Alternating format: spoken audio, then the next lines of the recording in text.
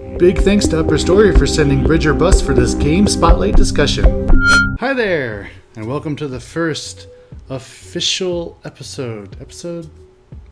edition, whatever you want to call it.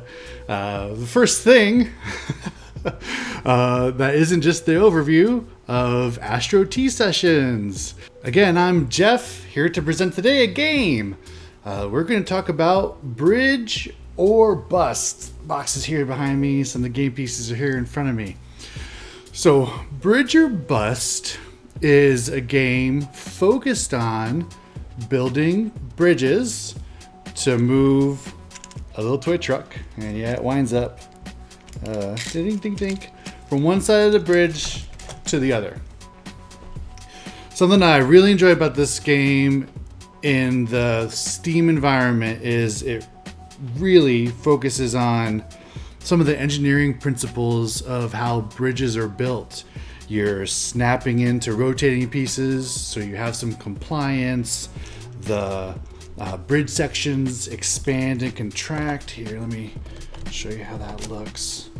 The bridge sections expand and contract. See the gears in there? Oops. Pretty slick. And then they snap into the either side. So Bridge or Bust thematically is about a group of dogs that have evolved. Now, why'd they evolve? The loose premise that the humans bailed. Humans bailed on Earth.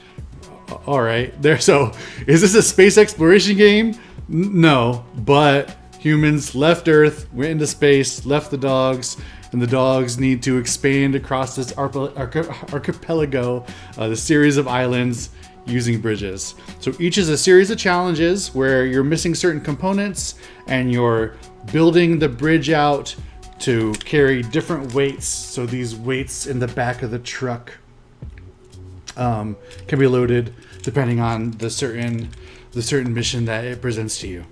So we're going to talk a little bit about some of the engineering principles, a little bit about the game, a little bit about bridges in the real world. And that's going to be the show today. The first official show, Astro Tea Sessions. Welcome.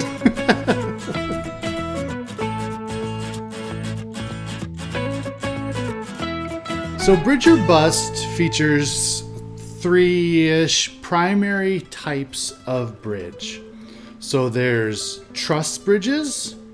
Truss bridges are typically triangular, interlocking triangles forming a full structure.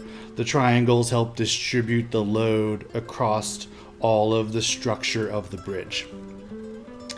There's beam bridges, essentially the flat piece spanning between two pillars. It's a beam. Beams. You get it. Beams. And then arch bridges. So arch bridges are a curved design. In this context, you'll build arches out of many different connecting features like this, of different lengths, different connective tissue. So what's not covered in Bridge or Bust, you don't see suspension bridges, you don't see bridges formed by dams. You don't see other super complex bridge configurations. But that's to actually enable there to be a game within this. If you went to figure out how to build every single kind of bridge, you would end up with a more expensive game than this, and many pieces, many components. It would end up being a thing that you wouldn't be able to learn much with, but you would have a lot of pieces to do a thing. At that stage, buy an erector set, start from some more basic components. But the gamification here enables a puzzle to be structured around those more typical kinds of bridges. So bridges have been part of humanity for a long time. Humans have had to cross bodies of water, cross gaps in land, simply cross difficult to walk upon areas for millennia. And bridge or bust covers kinds of bridges that fit within that overall timeline. One of the longest bridges, and I think it's actually the longest bridge that doesn't hit land, is actually the bridge that goes over Lake Pontchartrain in Louisiana. So Lake Pontchartrain is a monster lake in the southeastern United States. And the bridge across it has a long history going back to the days where New Orleans was a series of houseboats and was a major port for the South. Bridges, just like in Bridge or Bust, can fail. So whether they're designed poorly or not maintained, or if they're exposed to environmental conditions that they weren't originally designed for, the bridge can topple. So an example of this happened in the United States at the Tacoma Narrows Bridge. So the Tacoma Narrows Bridge was actually an aerospace problem where the winds blew across the bridge and could oscillate it up and down. So here's a video of what that looked like, and you can see a person running away. You can see a truck on the bridge, and you can see the entire structure of the bridge oscillating up and down. And that's due to winds that were blowing across it. So I live in Los Angeles. I thought I'd talk a little bit about bridges in LA. So in the 20s and 30s, Los Angeles was growing, a boom town. And the city was looking to better enable vehicles to travel between point to point. And so a series of bridges were built across downtown Los Angeles and up into the foothills of the towards the Los Angeles National Forest. There's a historical bridge that still exists that was built in the late 1930s, and today it's simply called the Bridge to Nowhere. There was a massive flood, I think it was in 1938, that wiped out a bunch of roads across the foothills and down into LA. It even washed out some of the Warner Brothers backlot. And so the roads were washed away, but because it was such an expense to build those roads up in the foothills, the city did not rebuild. But this one bridge, now called the Bridge to Nowhere, still stands today, and it survived those floods, and it survived ever since. It was high enough above the river that it wasn't a problem. Today it is a hiking point, and people bungee jump off of it. So here's a quick video from the company that does the bungee jumping, but you can see that it's a popular local hiking destination, and it's not used for cars anymore. So we've been talking about bridges to travel over water and travel over gaps in land. There's another place that bridges show up, and these are on ships. These are on ships on the water, but also spaceships or the USS Enterprise. They're the captain's headquarters and the major navigation facilities and control and communications are all located on the bridge. Why is that called a bridge? Well, back in the paddle boat days, think of a paddle boat that might travel down the Mississippi River. The captain couldn't see over the paddle wheels. They couldn't see over the front of the boat. They couldn't actually navigate down the river. So they're called paddle boxes, the structures that are built around the paddle wheels on the side of the boat. They built a bridge between those paddle boxes, and the captain located themselves up there on that bridge in order to see far enough. And so that's why bridges today are called bridges, because back in the late 1800s, mid 1800s, they built that an actual bridge on the boat, and that's what we still call it today. All right, back to the game. Bridge or bust. So when I do these game spotlights, something I'm going to try to do is give some sense of how they integrate the game mechanics and the playability and the themes into a broader Steam context. So I've created the steam scale. Steam scale. Go. I don't know. Well, early days. We'll figure something out. So the steam scale: science, technology, engineering, arts, mathematics. It's not fair to say I'm reviewing the games against each of those criteria, but because it's not quite that. It's more, I'm going to give a sense of how the games, and then when we talk about comics and music and the other aspects that I want to cover, how do they intersect with Steam? So, bridge or bust. Science, and I'm going to hold science to be the fundamental sciences. So, chemistry, biology, physics. There's definitely some science in Bridge or Bust, mostly around physics, applied physics, and so that'll fall. You'll see a heavier, higher rating for the engineering, the E in Steam.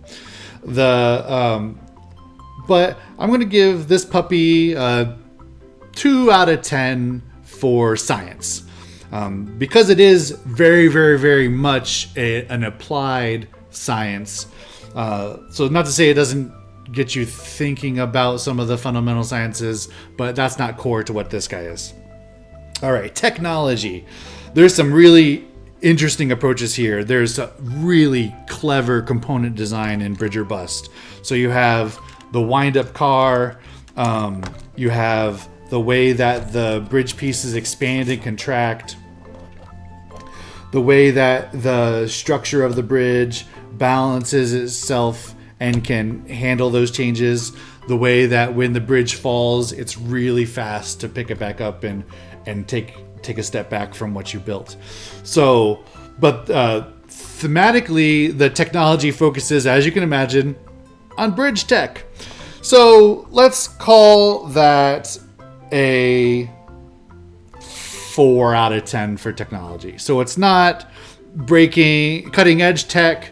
It's not focusing on that, but it does include some really clever design.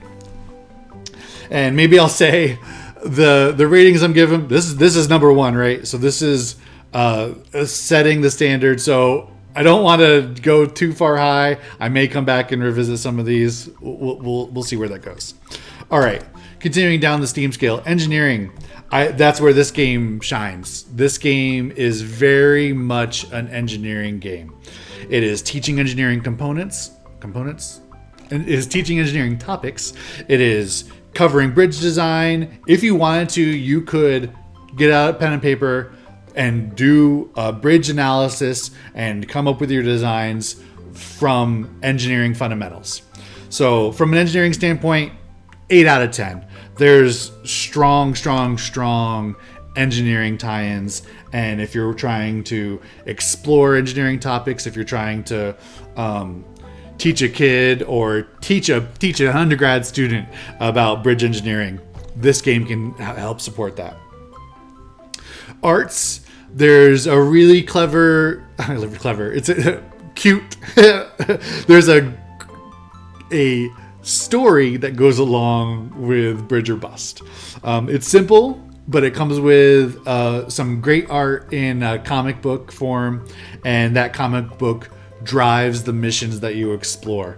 So the structure itself, they really spent time to consider how to make this bridge look like a bridge, how to make this toy car really integrate with the theme and with the structure.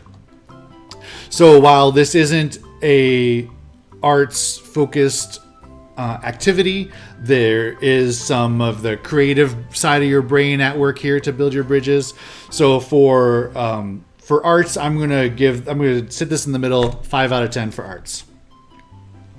And now math.